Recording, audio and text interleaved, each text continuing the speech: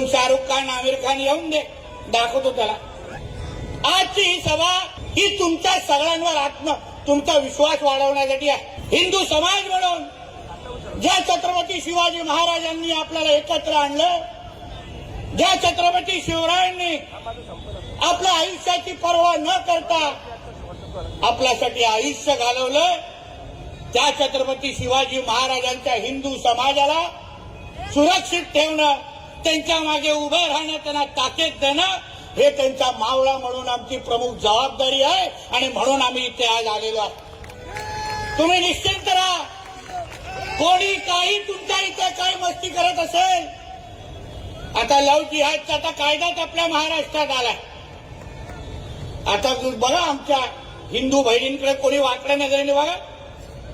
कोण शाहरुख खान आमिर खान येऊन दे, दाखवतो त्याला.